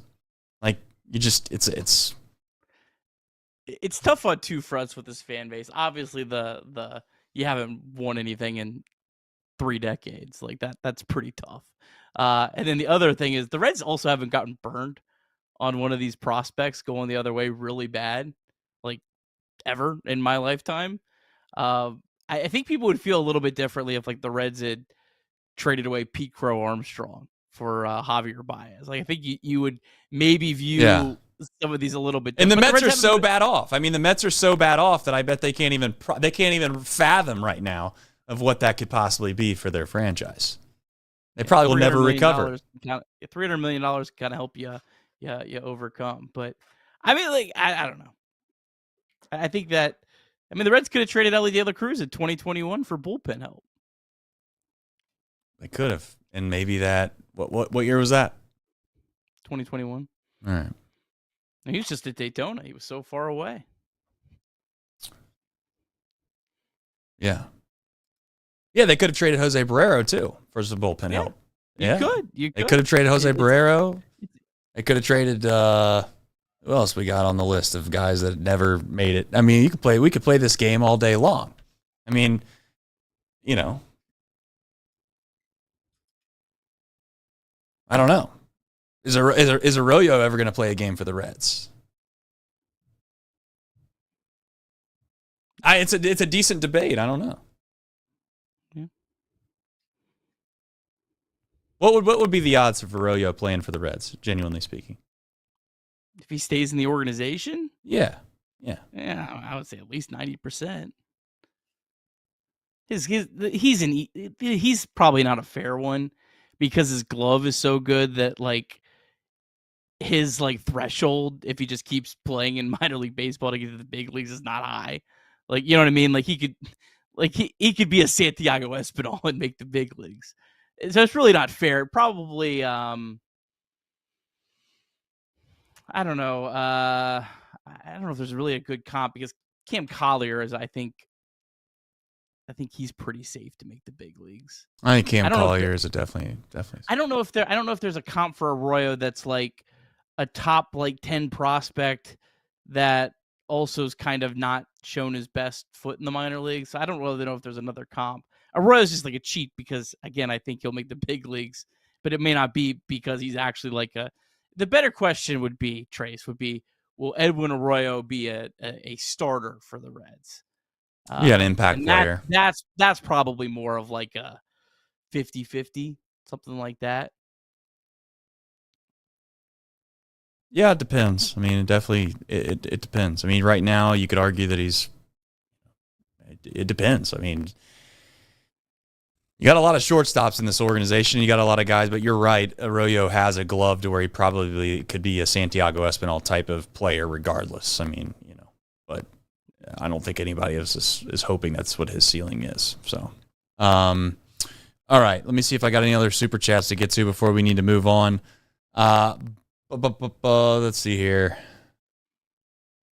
Buckeye DNA says, why act like the Padres or the Cubs? Pitching is an emoji that looks like a swirl. Yeah, I mean, I don't think none of us are acting like the Padres or the Cubs. I think it just comes down to scheduling, and it comes down to the fact that the Reds have a tougher schedule than the Padres do by a long shot, and maybe the Padres aren't playing up to their capabilities. At least that's what we're guessing. But at the same time, I mean, if you told me the Reds were going to play the Padres in a 7-game series, I'm not worried about it. But your thoughts on that, if any? The Padres playing them in a 7-game series? He says, why are we acting like the Padres or the Cubs? Pitching is poop. Well, you also don't know what they're going to do at the deadline. I mean, that's a team that has definitely gone made some very aggressive deals. I mean, they do still have Tatis, Machado, Jackson Merrill. I mean, they do have some pretty good players in that lineup. Yu Darvish just came back. I know he looked terrible in his first start back, but I mean, obviously they're hoping to get some out of him. I don't know. Man, again, they have 10 games against the Rockies and White Sox, which is the biggest problematic thing of it all. But are the Reds better than the Padres? It's close. I mean, the Reds have a better run differential. It's close. Yeah. I don't think the Padres are any better than the Reds, to be frank, but they are one game ahead right now, which is an advantage, like it or not. And with the 29th hardest schedule, and the Reds have the second, I think. Yeah. I mean, that's what it comes down to. Yeah. It's not equal. No, not equal. Daniel Myers, he says, who's ready for Tuesday? Speaking of Tuesday, we would very, very much appreciate it if you would come down to Smoke Justice before the game. They're playing the Dodgers on Tuesday, July 29th. We're going to do a pregame show from 4:30 to 6:30. That is in Covington. You can walk over to the ballpark right after there. First 50 folks will get a free Chatterbox t-shirt, and we are very appreciative of Smoke Justice for jumping on board, supporting the show, and we're hopeful that many of you will show up and support us by being there and maybe hanging out, chatting for a bit. And at that point, boy, oh boy, would the trade deadline be hot. I don't know if they will make a deal by then, but it is going to be awfully steamy. I have said how many times, Nick, and you told me you wouldn't, you don't think that you could do this. But I think that you can, and I would still try to keep on playing both sides of this aisle. That if you can wait until after this, like right at the end of this Dodger series to make a decision, to kind of move one way or the other in a direction that you would say aggressively this or aggressively that, I'd like to see how this Dodger series goes. Personally, I know that you might not be able to fundamentally or, I guess, realistically do that, but I'd be trying everything in my power to do that. So, Daniel Meyer also says, I hope we don't trade any top prospects. I'd love to sell our expiring contract players. Still, I'd hate to lose in the playoffs or lose hope for the future seasons. Yeah, he's just saying I'd hate to lose in the playoffs and lose hope for future seasons. Like, it's just this fundamental debate that we're never going to get over. I mean, half the fan base is going to be divided on this, and I'm just tired of hearing about how maybe one prospect is going to be make or break everything. And I don't think Nick's saying that either, to be fair to him. Like, I don't think he's saying that he wouldn't trade someone if he didn't think there was good value coming back on the other end. It's just there's not a right or wrong answer when it comes to the decision that this front office is going to make. We can sit here and play Monday morning quarterback with this whole thing, Nick, but until they actually make a trade, we can't judge them. I guess that's the thing that sucks about trying to like have an opinion on the deadline, right? Is like, if we were actually given a transcript of all of the offers that were presented to them, it's hard for us to sit here and be like, yeah, they made a bad decision or they didn't make a bad decision, because the only thing we can judge is whatever they decide to actually do. Because if they stand pat or they don't do something that we think they should have done, well, I'll be honest, Nick Kroll can come out and lie and say, I don't know. I mean, I'm using an extreme example. They were asking for Elly De La Cruz. I mean, of course, I can give you a trade that nobody would agree to. I mean, so I'm not saying Nick Kroll's lying to our face, but I mean, it wouldn't be a bad idea by him to come out and tell the fan base that that there was just no other opportunities. Yeah. I mean, I don't know. It's hard to know. All right, we have some more big super chats. Rolf coming in with a major bomb again. He said, that ball had a family. ATOBTTR. I am doing my best to get down to Smoke Justice on Tuesday, ladies and gentlemen. I even painted my dining room today to earn additional spousal equity. I think we all know what that means. Nick and Trace, share all the details for Tuesday so we all know. We just did, Michael. I also love that Michael's doing $50 super chats to basically just promo our Chatterbox Reds nights at Smoke Justice. What a guy he is. Caleb Kelly says, you got to be serious buyers, right? Just don't get swept by LA. Dane Myers, Cade Smith, Griffin, Jax, Taylor Ward, maybe Ozuna. Mix in some of those guys. Nobody knows. I would love Ryan O'Hearn personally. I just think we need a first baseman, man. Is our first baseman going to be a little more affordable than Eugenio Suarez? I would like to think so. You know, there's not that many players. Like I was looking through the MLB trade rumors top 50 list. Like they don't really have that many offensive players. They're all pitchers on there. It's thin. I mean, it's crazy thing is Suarez is the number one player. He is the number one player. Well, he does have a lot of home runs, Nick.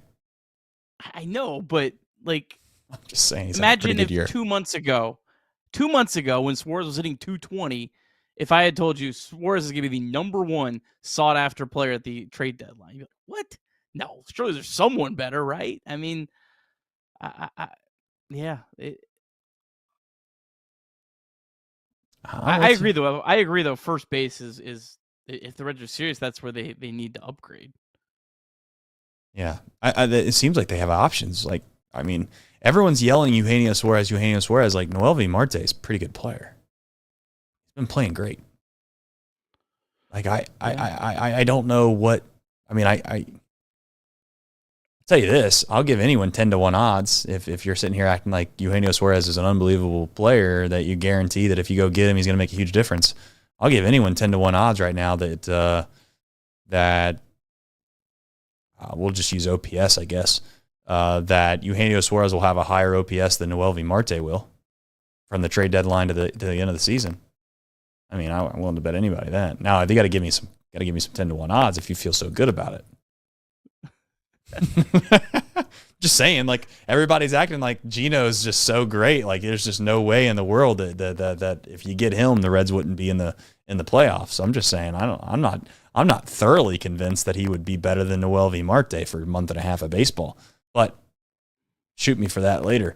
But I do know this: I guarantee he'd be better than whatever offensive production we will get out of the DH in first base. Shoot me. I also just. I'm not convinced you couldn't call up CES, and he couldn't. I'm still not convinced. Well, CS has had a couple things happen, right, for the fan base to not really like him. One, he came up. He didn't have the same, if you want to call it, he didn't have the same crazy start that maybe Elly had, Matt McLean had, and I would even say Rhys Hines, right? So that's, let's call it strike number one, right? Number two is that he gets hurt. Gone all year long, right? And then he gets hurt again, and you miss him for a minute, and then he comes back and he struggles, and then he's never found his footing again. But he's not really been given a relatively long leash, and I'm not saying he deserves it, to be clear, but it is. I mean, listen, if like, I don't know, I'm just not doing this tonight because people are going to think that we just. They need a legitimate bat, okay? They just do. Can CES come up here and DH and get hotter than hotter than a firecracker? Yeah, I think he could. And I'd also like to think that if you have the ability to DH, or not DH, but pinch hit Connor Joe in big spots, then you have the flexibility and the freedom right now to try out some guys that might actually have a chance to get red hot. That might be Rhys Hines and or CES. So that's what this fan base wants them to trade. If we're being frank with you, Nick, as stupid as it sounds, they want us to trade CES and they want us to trade Rhys Hines and they want us to trade Will Benson. And you know what? You're just not going to get a ton in return for those guys. So yeah, and they're players that you have under control that could impact your team in the next couple of years. So it could not too. Though. To be fair to them, they might not. Daniel Myers, I just got to that one. Phoenix Girl 81 says all chips in for me. Go Reds. ATO BTTR. Josh Moreland, thank you for the super chat. I don't see the super, but we'll get to that maybe in the regular chat if I can find it. And Rolf says we did this about 2 years ago. Rank their value to the Reds for the next 3 years. McLean, Steer, CES, Marte, Stewart, Collier. I'll do it really fast to move through the show here. Value for the next 3 years. 3 years is going to be, man, this is why this is impossible to figure out. But I'm going to go with Marte, McLean, CES, Steer, or I'll go Stewart, Steer, Collier. I don't know if Steer's going to be around, though. I don't know. Yours? Marte, McLean, Stewart, CES, Steer, Collier. If you would give me 5 years, I would probably have Collier ahead of Stewart.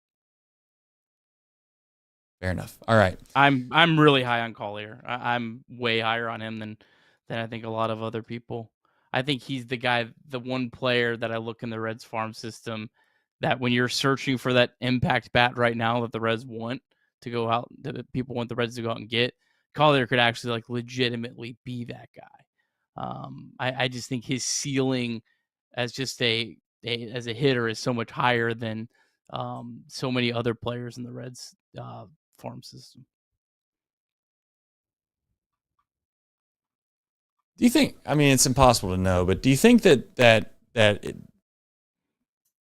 younger players, if you want to call it that, the Ellys, the McLeans, I guess even for I don't know whether or not Stephenson you'll consider long term or not because he's going to be a free agent after the next season.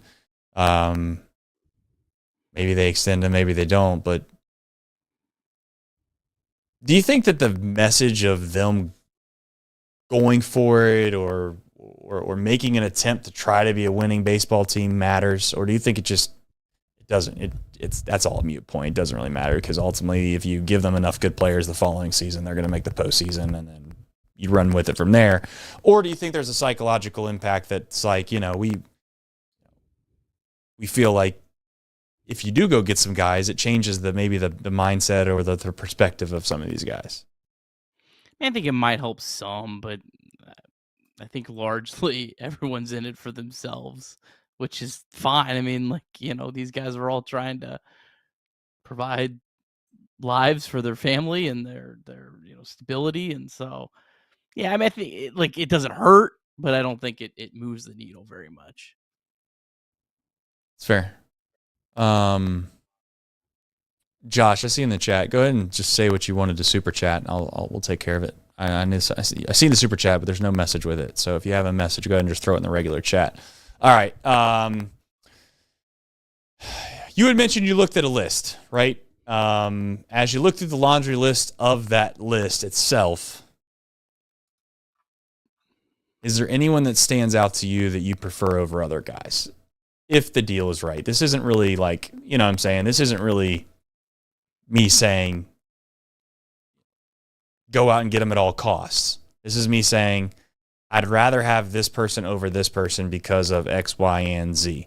Luis Robert is a guy that we would be buying low on, I would like to think. And that's why I'm in on him. Because how stupid is it during the last offseason that we all screamed and yelled that this guy would be awesome for the Reds. We were dying that they get him, and then they don't get him. But then you're telling me 6-7 months later that he's not worth anything at all. Anyone on the list that sticks out to you? Yeah, I mean, certainly, like Suarez and O'Hearn, I mean, with no question, like, all things are equal, I take them. But just me trying to guess what players are going to cost, I think the best route for the Reds would be either Robert.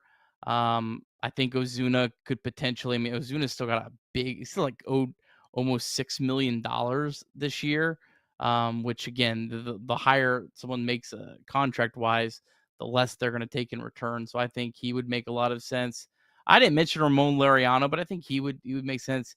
Harrison Bader is a guy, though, that has hit left-handed pitching very well throughout his career, plays very good defense.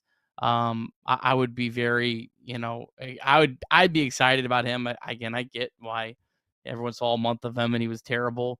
But I think he's like, what, a 115 WRC plus. That would be like, what, second on the Reds right now. Right. So, and then there's one sneaky guy that He would be a wild card, but Jesus Sanchez from the Marlins, kind of been an average player, but I wonder if you get him out of that big ballpark. Like, he has a 103 WRC plus, so again, that would be pretty decent for a large portion of our lineup. But I think he'd be a guy that maybe you could get without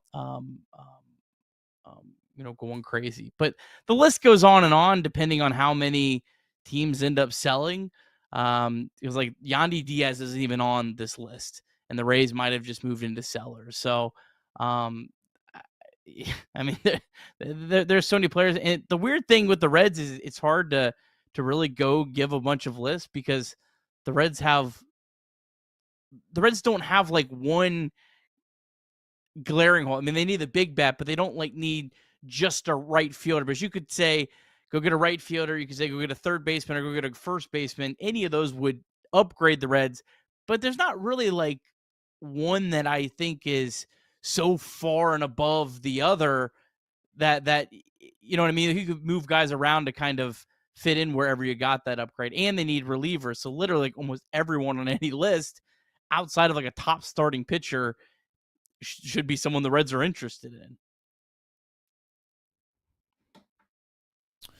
It's hard to really put a finger on exactly what the biggest issue or what the biggest glaring opportunity that the Reds could go out and get to help them get over the proverbial hump or get in the postseason, right? Because on one hand, you could make the case that it is starting pitching based off the fact that they're knock on wood, but they're one bad thing happening away from being in a really, really tough spot. And that side, you can clearly say, hey, this lineup has been absent, middle of the order bat all year long, and they're desperate for something like that. And you could sit there and also make a pretty good case that this bullpen at some point, you'd like to think, rational minds would think that you can't keep running out the same 2 or 3 guys all season long and think that it's all going to work out.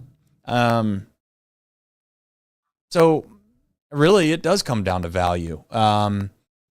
In regards to, sorry, I'm trying to find the super here in the meantime for Josh, excuse me. Craig even says something that says the trade talks between the Yankees and the Diamondbacks over Eugenio Suarez stalled after Arizona asked for an MLB player, an upper-level prospect in AA or AAA, and at least one lower-level prospect. Well, here's the thing. I think that this is all such a fluid situation that, man, the funny thing is that you have a valuable asset. I compare it to selling a ticket, right, to a major game. You got a let's just say you got an NLCS ticket in your hand, right? Right now, you got a couple hours before the game, Nick, that you're standing out on the street trying to sell this ticket. That is Eugenio Suarez. The truth of the matter is you can sit here and look people in the face and have a bold face and say, "Nah, this is you're gonna have to pay $250." The last guy just bought one for $275. The truth is, though, is that if you have a couple people that come through the door that are interested, at some point you run out of teams that are genuinely interested. And if they go find other pieces, which the Yankees did do, by the way, you get close to game time, Nick, and that piece isn't valuable hardly. I mean, it's just not valuable at all anymore. The Diamondbacks do not want to be caught in a spot where they don't get anything in return for him. So it'll be interesting to see how it goes. That's all I'm going to say. I'm not suggesting for a single second that you stand pat and you don't worry about, being aggressive right now and trying to make the best deal because if he goes somewhere else, you feel like you missed out. But if you're the Reds, you could also say, you know what? We're not in a spot where we feel like we have to do anything anyways. You guys go find a better deal then. But call me back. Call me back about an hour before the deadline if you're in a spot where you feel like other teams didn't provide the value you think he's worth. That's possible.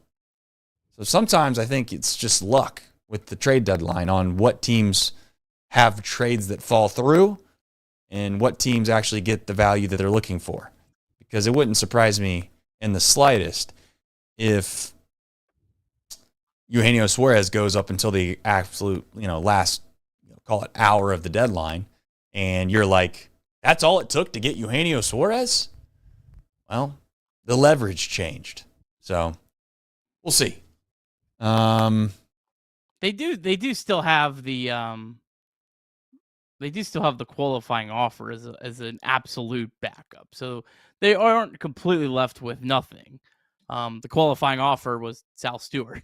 So like they could in theory hold on to him because he's now a player that is, unless he falls off a cliff again, which Eugenio Suarez has been as volatile of a player over the last 3 years. I mean, the Diamondbacks wanted to trade him last year. The Mariners traded him. The Reds traded him. I mean, he's kind of been a player that, man, when he's good, he's as good as it gets. When he's not, he's rough. Now, he does play good defense, which, again, that gives you at least somewhat of a floor there. But they could. I mean, they do have the ability. Certainly don't think it'd be priority 1, 2, or 3.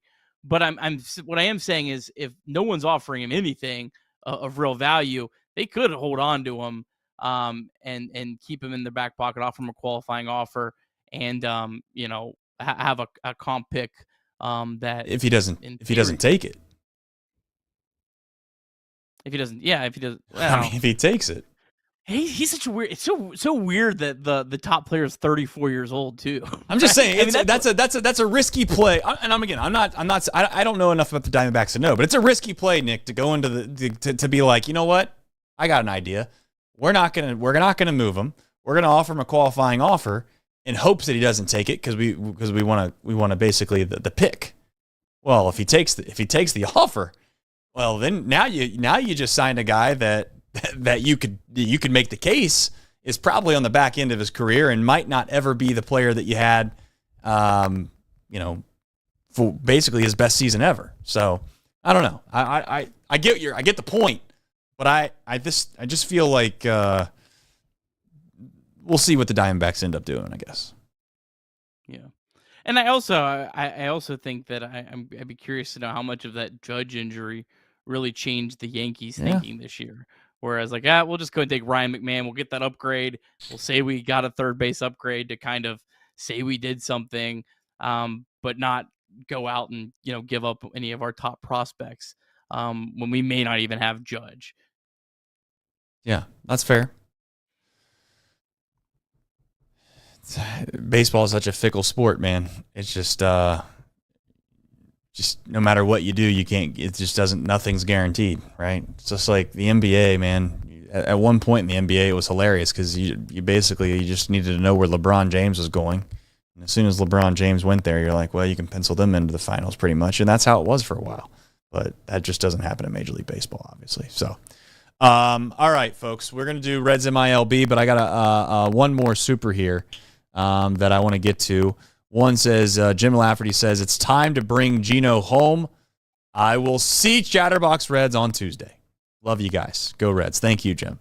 My favorite thing about this show is that people can also, on one end, say that Nick is being like he's at a funeral. And then on the other end, people are saying that Trace wants the perfect team and that I am talking circles about how I don't want to trade any prospects and I do want to get some help. Yeah, we could disagree. We can all still be friends because we all root for the same baseball team. So would love to have you come out on Tuesday night, whether you think we should sell, whether you think we should buy, or whether you think we should stand pat. We can have some fun, friendly debates about it.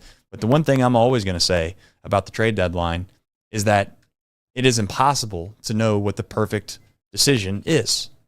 It just is. Because you don't get the full recipe. You don't really get to see the transcript of what was offered and what wasn't offered. And unless the front office comes out and tells you exactly the deals that they turned down, then you can't really sit there and say they should have done more, can you? Well, but it's going to happen. Be prepared. It's going to happen.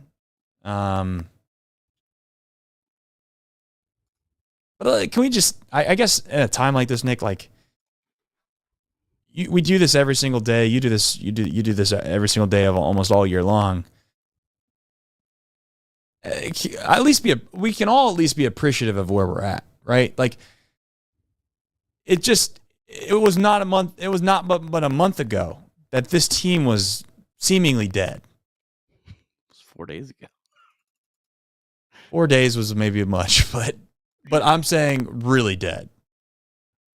Nick, I don't know if you remember, but we at one time had Garrett Hampson. Ready for it? I'm going to say it until the cows come home. And Connor Joe. in our starting lineup playing the corner outfield spots.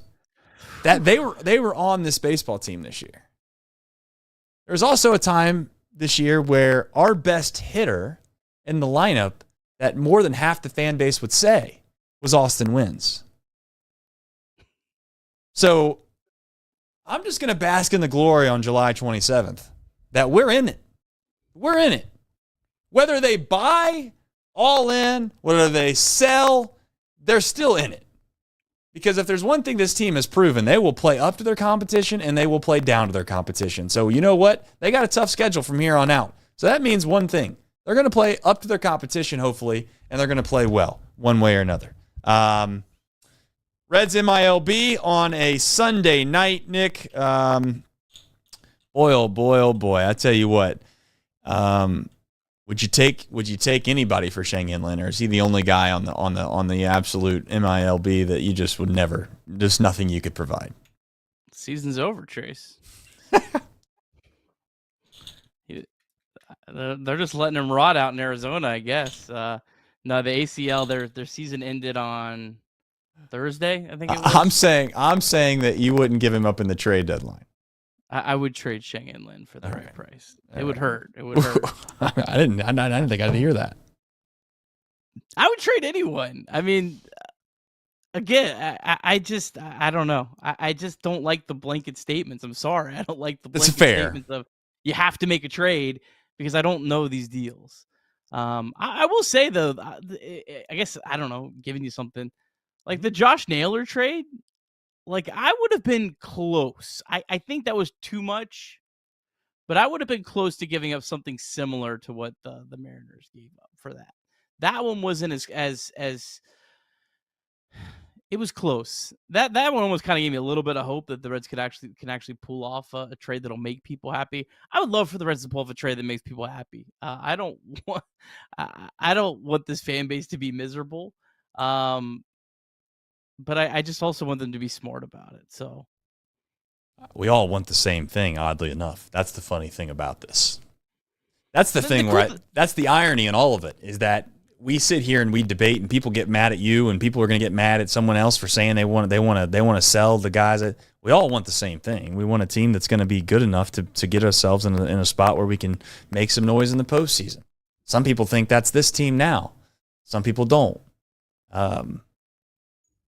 I just feel like I'm hopeful that this front office can find a way to be crafty enough or creative in a way to get a little bit of help. That's not going to cost a lot. Just don't think maybe I'm wrong, and I'll openly admit, Nick, if you're telling me right now that I got to give up the likes of Sal Stewart, Cam Collier, Chase Burns or Rhett Lauder or whatever other player that you want to throw in there right now that's on the top of the level of the prospects, for some bullpen help, then yeah, I'm out. But I have a hard time believing that. And I'm hopeful that the front office can find a way to get some kind of help. Yeah, I think it's incredibly exciting that this team's given themselves a chance, and whether they make a move or not, they're going to have a chance. Right. I mean, I know people, if they don't make a move, they just give. No, it's not how this works. The only way they wouldn't have a chance is if they would have completely blown it up, which is obviously not going to happen at this point. There's no chance of that. I don't even think they're going to trade Nick Martinez or that level of player anymore. But this team's going to have a chance, and that's exciting. Yeah, I mean, that's absolutely exciting.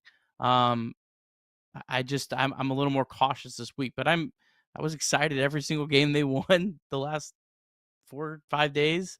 I'm excited for the opportunity here this week. I just want them to be cautious. Bristol's going to be right around the corner, and when Bristol gets here, you're going to be a different person.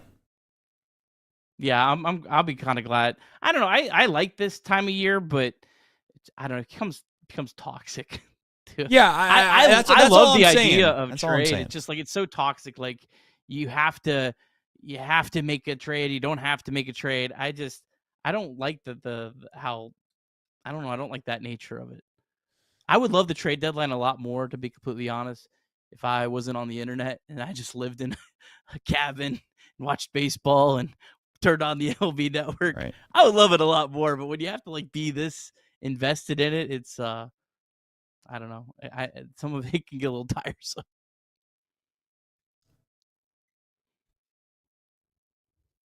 I think it's easier for the casual fan, and I say that with respect, right? I don't mean that like no fan is above another fan. I'm just talking about from the mindset, to be clear.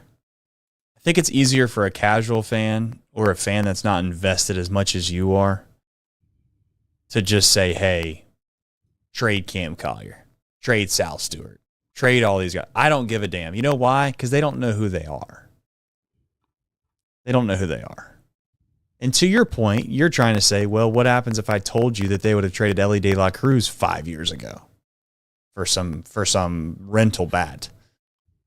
Well, now it stings a little bit more, right? But I just think the casual fan doesn't know who these players are, so they don't care about them, and then they're going to throw out the hypothetical excuse that is, well, they'll probably never make it up here anyways, and then they're going to give you the fact that they've not watched any meaningful baseball their entire life, and that's so understandable, and that's where I sit with the whole thing. I see all of it. I do. I don't know what the right play is, so maybe that makes me a terrible sports talk person. But I do think that they can find a way to be intelligent, and I think they will be. So I guess I'm not nervous, Nick, because I think the front office is wise when it comes to this prospect thing. I don't think they're wise when it comes to free agency. Like we all have our pros and cons. I feel like Nick Krall's con is that he's not done he hasn't hit too many home runs when it comes to some free agent bats, except for Austin Hayes. Yeah, it's true. I got to give you credit. That is true. If he can stay healthy, he's going to be a great signing. Yeah. So, is it crazy to say that people are going to get really pissed off if we're not clipping this up because I don't really want to deal with the hate. But I'm going to tell you right now that if they make a move or don't make a move, I'll tell you what can get in the postseason or won't get in the postseason right now. Ready for it? Simple. Matt McClain plays up to what I would think his ceiling is. Tyler Stephenson plays up to what his ceiling is. And if you tell me that either or Noelvi Marte and or Spencer Steer plays up to their ceiling, this baseball team is going to be relevant regardless of what happens. Doesn't matter. Doesn't matter. They can go out and get whatever the hell they want to get. It doesn't matter. This offense will be good enough if those guys play to their level. And you know what sucks is if they play on their lowest level, the lowest floor, doesn't matter who you get either. You can go out and get Gino. You can go out and get O'Hearn. You can go out and get anybody you want. Go get Luis Robert. If those guys don't play to the level that they need to play at, it won't matter. So it's deja vu to the offseason. This was you could go out and get Anthony Santander or whoever you want, but it ultimately came down to your core. And I'd also add the health and the ability to pitch deep into the season for the starting pitching also. I mean, those things are far more important than the bat the Reds get at the trade deadline. Right. And I know it doesn't feel like that. I understand why people don't want to talk like that, but yeah, it definitely is more important. But you can make the case that if they are teetering and you get a little bit from one guy and a little bit from the other guy and you get to the point where it's right around the edge, that player that you do go get could be the difference. They could be. So I'm not downplaying that either. So, all right. We have a little bit of who, what, when, where, and why. Nick, everybody knows who's coming in. But before we do that, we're going to do Reds MILB as we always do. All right. Louisville, they won 8-4 over Iowa. Bats now 45-57. Christian Encarnacion-Strand hit his fifth home run down at AAA, 401 feet, 108 off the bat. Sal Stewart had an incredible day on Saturday, 4 for 4. Was 1 for 4 on Sunday. Hector Rodriguez, who's been playing really well, was 1 for 5. Reese Hines 0 for 3. Blake Dunn 2 for 5. A couple pitchers of note down at AAA.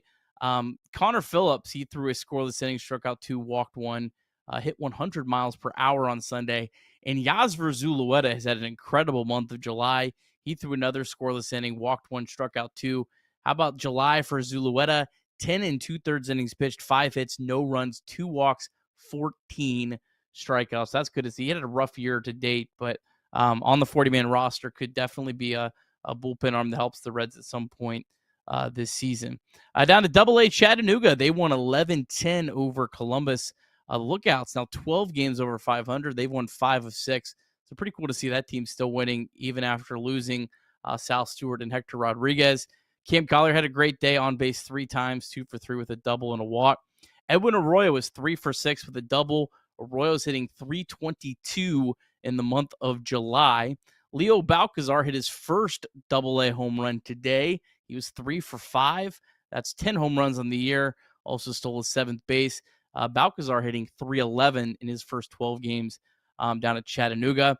And in the bullpen, Trevor Kunsel threw a perfect inning, struck out 2. He's just been an incredible story for the Reds down at Chattanooga. He's got a 1.09 ERA in 33 innings, an undrafted free agent from St. Xavier High School. So really cool to see for Kunsel. Dayton, they were rained out today. They are 7 games out of a second half playoff spot. And then down to low A, tough day for the Daytona Tortugas. They fall 9-5 to Palm Beach. Tortugas have lost 7 of 9. Now trail Palm Beach by 2 games. Actually had, I think, a 2 or 3 game lead a week and a half, 2 weeks ago. But they're still in the race, and now they've got a lot of reinforcements. Alfredo Duno 0 for 4 with a walk. Sammy Stafora 1 for 4, walk, stole 2 bases. Tyson Lewis on base 3 times, 1 for 3, 2 walks. He stole 2 bases. Lewis now, this is probably an aspect of his game that maybe doesn't get talked about enough. Now it's 21 stolen bases in his first 49 professional games for the ACL Reds and now the Daytona Tortugas. Yeah, nice to see Tyson get called up. I also, I'm with you, man. I am with you to a certain extent. There's some guys that you fall in love with that you want to see it out and you want to see it through, and you just hate to sell low on somebody. And at the same time, this fan base is ready to see a team in this town make the postseason and give themselves a chance to do something we've not seen, some of us, ever. So I get it. I think we all collectively get it. We'll see what they do. As a reminder, Chatterbox Reds night. I'm going to say it one more time before we jump off the show here. I know that you have it next, but we'll do the who, what, and when next, and then we'll do Supers, and we're out of here. But Smoke Justice, 4:30 to 6:30, July 29th on Tuesday. We're also going to walk over to the ballpark afterwards, go to the game. You can get a free T-shirt if you get there in time. It's going to be the first 50 attendees to get a free Chatterbox T-shirt. But yeah, I'm looking forward to that. Nick, I got to tell you, I was wondering what we were going to do for 2 hours if the Reds didn't find a way to play some decent baseball, and they did. So kudos to them. I guess a lot of guys would just throw on for 10 minutes at a time. We would have been talking about what the trade deadline looked like in a really, really bad way. But you ever think that the front office just scratches their head because they had to have been planning all these things? They had to have been having deep discussions on like which guys or what guys they're going to lose at the end of the season, what value they needed to try to get in return for them, et cetera, et cetera. Guys like Martinez, Pagan, Austin Hayes, and then in the blink of an eye, dude, it's like, I'm not saying they're untouchable because they're not, but you want to talk about losing a clubhouse if you sold a Pagan or Hayes. I mean, Martinez, I could argue you could somewhat replace, like in a way, through maybe a couple trades. You get a couple random, couple bullpen arms and maybe a high leverage or not a high leverage, but I want to say higher end starter, but I think that people would take that the wrong way. Basically a starter that's a fringe guy that's a fourth or fifth starter. Not like you don't need to go out and get a high level guy. But point is, I just don't think that you can replace Pagan in the same sense because I think he has taken on a little bit of a leadership role, and I guess you could argue that Martinez has too, but Hayes has been such a big bat in the lineup, there's no way you can get rid of him. So here we are. Now all of those plans that they had are nixed, and at least I think they are. What a shocking development it would be if they traded any of those guys. So we'll find out. 3 days, 19 hours, 4 minutes, and 3 seconds, and by now it's 0 seconds. So I'll be happy when that's over. If we can just be straight up honest, I am looking forward to the day that clock hits 0, Nick. Yeah, you and me both. It's Just get it over with. Yeah, have to be ready at a moment's notice. It's fun with kids. So. Yeah. No, exactly. They're going to find a way to do something, so better be ready. We'll see what Tuesday, it is. I'll be driving down, so expect a bunch of trades Tuesday about noon. That's okay. If not, I think it'll make it even better. We could just on the road with Nick Kirby. Yeah. You know what? You know what they'll do? No. No, it's gonna be Tuesday night when I'm driving back. That's when they'll do it because that's when it would be brutal. That's true. It'll be Craig's got an early flight the next day. I think. Yeah, that would be brutal. That's when they'll do it. All right. Man, don't let everyone beat you down, Nick, okay? You're all right. You're this Mr. Positive guy. We need to get the positive vibes back. It's like they're going to do it at the perfect time for you. That's the way to think. Self-fulfilling prophecy, as they say. Self-fulfilling prophecy. You're going to go to bed tonight and you say, okay, when would be the perfect time for them to make the trades? Let's make them then. It'll happen. Speaking of perfect timing, I just want to say thank you for all of you tuning in. A lot of people tuned in. I will figure out the popping situation on this podcast also, and also the YouTube stream. I got to be honest. We're just gonna have to switch PCs more than likely. That's what it's looking like. And if that's the case, then so be it. I'll just do everything I've already done over again. No big deal. Dunny17 though, he wants Fireball tonight, Trace. That's what he says. Fireball tonight, Trace, with 5 likes on the super. So I brought it down here because I knew I wasn't gonna get away with it, and there's zero chance. Ignite the night, as they say. No free ads, but anything left to say, Nick, before we head off into the sunset? I am not going to dunk a basketball tonight, so we will do a little who, what, when, where, and why, and we'll leave on what we'll call a hell of a fireball chug. Take it away, Nick. All right, Reds starting a 3-game series against the Dodgers. Reds 8-5 the last 2 years against the Dodgers after going 0-7 in 2022. Reds 5-1 the last 2 years against the Dodgers at Great American Ballpark. Dodgers come in 61-45. They're 4 games up in the NL West. They are, however, just 5-13 since July 4th. Not sure if that's good or bad. Shohei Ohtani minus 2,500 to win the NL MVP. Will Smith, though, playing just about as well. I think he's hitting almost 325, leads the National League in batting average. Starting pitching matchups for the series: Chase Burns against Yoshinobu Yamamoto on Monday at 7:10. Tuesday, 7:10, Nick Lodolo against Tyler Glasnow.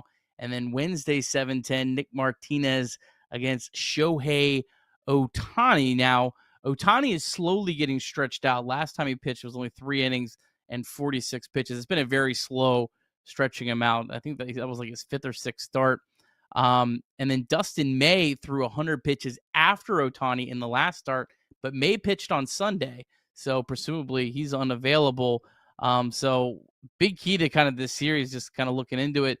Dodgers bullpen banged up. They just lost Tanner Scott.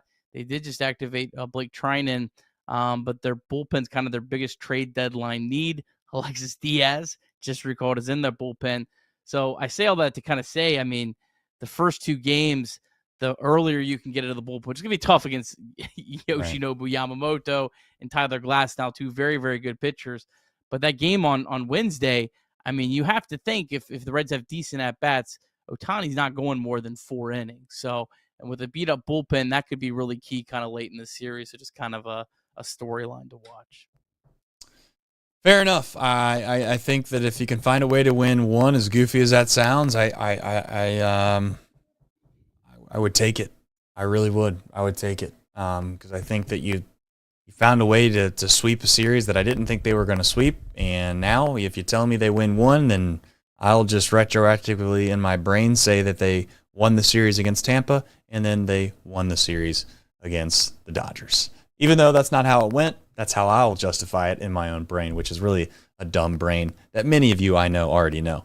All right, folks. I told you there wasn't going to be a dunk. I'll do a dunk. You know, Michael Hart, shout out to Michael Hart, always doing things for us. I said no dunk may cost us the Dodger series. All right, I can't do that. All right, if you're going to put the Dodger series on me because I didn't dunk a basketball, now we're going to do a dunk. As far as the popping goes, we'll figure that out. But I just want to say we appreciate you. We love you. I know that maybe there's times like now you disagree with us, and that's okay. That's fine. But we all love the Reds. You should remember that. When we sit here and we get into these debates on what the Reds should or should not do, the main thing that everyone needs to realize is that we all love the Reds, and we hope that they do what's in their best interest. And there's reasonable discussion on both sides. Now, that's the best I can do from a litigation standpoint on trying to make sure that everybody is singing Kumbaya at the end of this thing. But 3 days, 18 hours, 58 minutes for the rest of our lives. We'll see what the Reds end up doing. But this is for all of you, and this is for Dunny, who wanted the fireball. And, of course, this dunk. So, here goes nothing. I shouldn't have done that.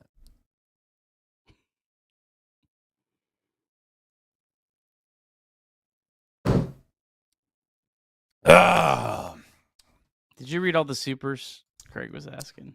I think I did. Now's not the time for that. I think Josh Moreland's the only guy I think I get a super for, I think. If I missed anyone else, I will get you guys on the back half of the next show or the front half of the next show. But Mike WTF Wells says, at some point, if you want to win, you have to get rid of some prospects. You'll never have a complete team because every team's flawed. Tyler Hawkins says, let's say we go all in and get 2 pitchers and some pop in the lineup. Does that push us past LA, Chicago, and Philadelphia? Now I'm rereading Super Chats because I don't remember what I read. And I just ripped a huge fireball shot, so I have no clue what's going on in the world. If I missed you, my condolences. I will promise to make it up in some way. One way I'll make it up is I'll give you a free T-shirt if you get there on Tuesday night at Smoke Justice. That's one way. The other way is going to be dunking this basketball and figuring out why this popping noise exists, which really pisses me off if we're being honest. But till next time, I just want to say I love you. I appreciate you. Go Reds.